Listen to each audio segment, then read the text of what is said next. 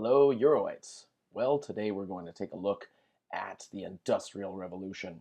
Now, the Industrial Revolution, probably not as exciting as the French Revolution, to be perfectly honest, or maybe any other revolution for that matter. Quite frankly, the Industrial Revolution is one of those time periods that are there because we need it.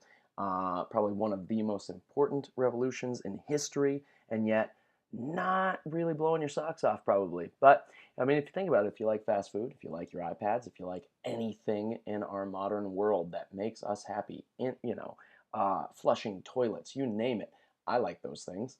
And I gotta thank the Industrial Revolution for it. It all began with a spark that created steam. Then that steam powered machinery. That machinery powers the world. So, we'll find ways if we can, if possible, to make this a little more exciting for you. So, it all begins in Great Britain. Now, why Great Britain in the late 18th century, you might ask? Well, lots of different reasons. First of all, the British advantages that they've got. They've got a great Atlantic economy with their colonies. Now, initially they had the American colonies. However, that didn't work out so well post 1776. Ha! Take that, Britain. And then they've also got, colonies around the globe. They've also got a great domestic market, which is powered by water especially. So they went through a canal building boom, and then along with their very, easy access to water, it's going to make it so that no area of Britain is inaccessible to water. Basically, every area of the the main part of Great Britain will be accessible to water because it's all within 27 miles of a water source, whether a canal or a river or the ocean. So it's working out really well. Then they're going to be able to start to build railroads very quickly come the late 18th and early 19th century. Then agricultural production was huge in Great Britain as well. You might recall that the agricultural revolution began there, making it so that we had less peasants in the field, who then moved into cities, who were then put into factories, but they were still able to eat because we had greater food production, which meant that we had a better fed populace for the most part, therefore a little bit healthier, therefore more for work. And so some other things that they had going for them, you can see the list there: central banking, credit marks, great government with political stability, which is much more than what Europe can say at this time, and laissez-faire economics. Thank you, Adam Smith and capitalism. So if you take a look at the graph here, this really shows how things are working out between the 1750s and 1913, right before World War I. But what this really tells us is that initially, everybody's pretty much even. I mean, if you take a look at Great Britain and France in particular, we're going to use them as our kind of baseline comparison here today. We've got them at 10, which, well, I'm not entirely sure how they came up with that number, but they're using that as the per capita level of industry. 10, the mythical 10 is what they get. And France had the mythical 9, which is also pretty good, right? So if you take a look at the development, bear in mind that we've got political stability in Great Britain from 1715 to 1830. In France, we do not, okay? We do not have political stability. We have the French Revolution and international war, among other things. So the Brits are going to dramatically increase their per capita industrialization and more than double the dirty French by 1830. And it really has to do with one event and one man. Yeah. That's right, Napoleon. All right, so Great Britain has got a pre-existing system that was really working out for them as well, as did Europe, mind you. But Great Britain is going to be the first ones to take this pre-existing cottage industry, also known as the putting out industry, not as much fun as it sounds like, but they're going to take this idea and turn it into industry and factories. So it begins with a merchant capitalist. He's got some money. He's got some laissez-faire on his back, and he's got some ideas. So this merchant capitalist is going to take some raw goods. He's going to put out those raw materials, and he's going to give them to somebody living in a cottage. And these cottage workers, honestly, what better things do they have to do? They farm, which is very time-consuming and takes a lot of effort. But when they're not farming and doing all of that stuff, they could be working for the merchant capitalist, making some stuff. So they will process those raw materials. Let's say that the merchant capitalist has leather and string and, hard stuff to put on the bottom. What are these people going to make? Shoes. Yes. All right. So then after they make shoes, they give the finished product to the merchant. The merchant gives them some cash money, and then he takes that product and sells it for a profit in the marketplace. Booyah. So that cottage industry is going to work real well, going to work some wonders here for production. However, it's not good enough because it will lead to the first factories. You can see some fun pictures going on here where the problem that we've got is there's just simply not enough thread, never enough thread for spinning. So they got to find a way to take it beyond the cottage system and make it far better. So what we've got is the Cotton Spinning Jenny by James Hargreaves. You saw it earlier. It's done by hand, which is, time consuming and takes effort. And then Richard Arkwright will produce that second picture that we saw there with the water frame, which is going to be powered by water. So that'll make it much more effective. And so this means that cotton's going to be cheap, means that we're going to be producing stuff like crazy, and everybody's going to want it because trust me, cotton is much better than a wool or linen undershirt. Yeah. So that also means that labor costs will dramatically decrease, and child labor, I mean, they work, right? They'll work. Look at that little kid doing his work. Look at him going. So why not put him in the factory, right? Well, 13 to 14 hours a day, 6 days a week, buns, not fun. But you know what? If he doesn't want to do it, there are thousands of other people that will. Tens of thousands. As you can see from our British population slide here, British population is dramatically increasing in the 17th to 18th century. Thank you, agricultural revolution. Thank you, lack of plague. So because of those factors, we've got plenty of workers. If little boy doesn't want to do it, somebody else will. Now, family units will work together, so that's often why children will go into the factories because mom and dad are there some of the time, but they're in different areas of the factory. But it's still going to be terrible, and you will research some ideas and some ways in which it was terrible. I'll leave that up to you. So some trends that were happening at this time really got people thinking. So population in Great Britain in 1780 was at 9 million approximately. By 1851, less than a century later, they had more than doubled, 21 million. So, I mean, that's good things for capitalism, right? That means mass consumption of goodies. All the capitalists out there are like, woo woo, yeah, that's great.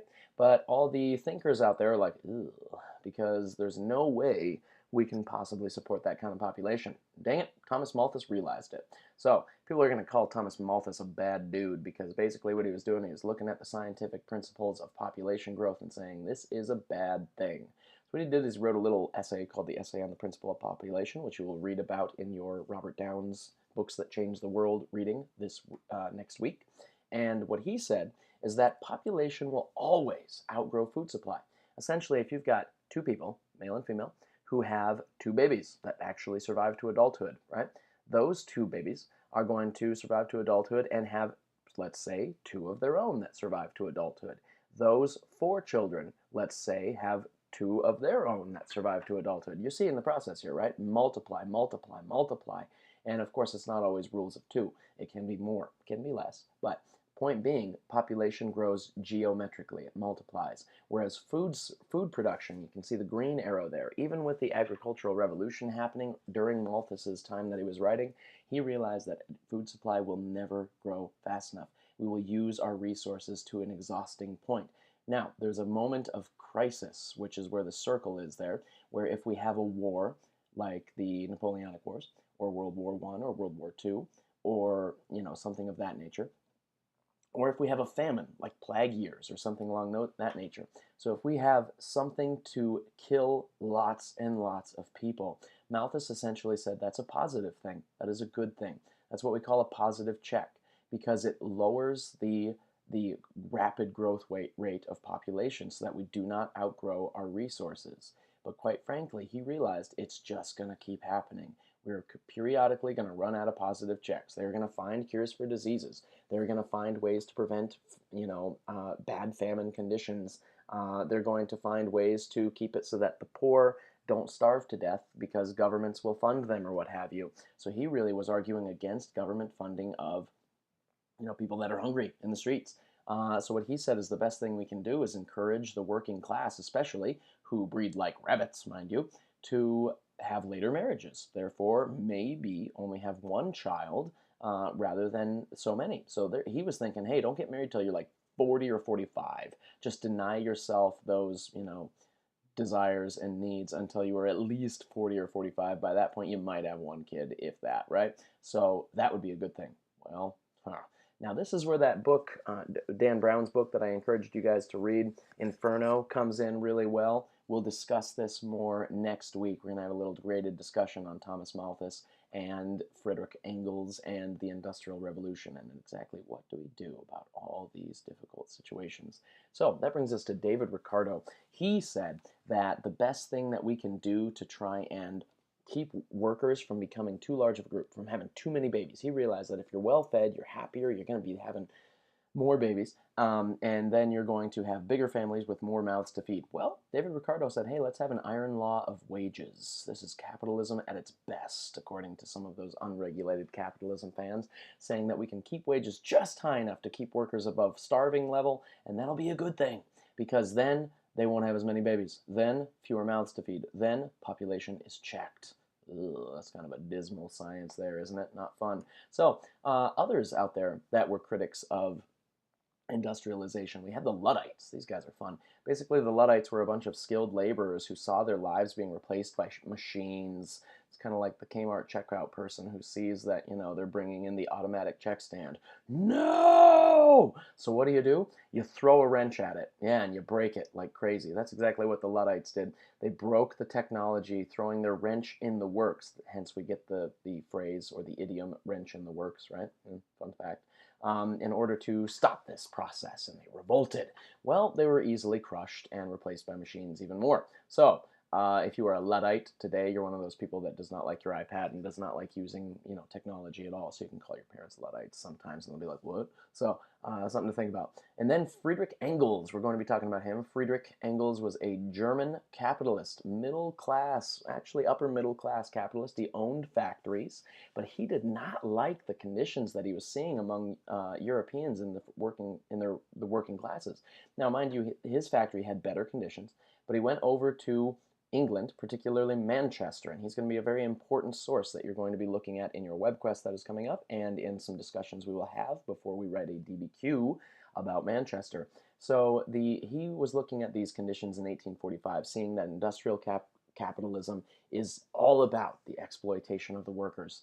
He later will help Karl Marx and fund Karl Marx in his studies to assist him in the writing of the Communist Manifesto and Das Kapital, therefore bringing about revolutionary socialism, ironically enough, from a middle-class capitalist from Germany. Yes, indeed. So, some conditions of work at this time that you're going to be analyzing and discussing this week.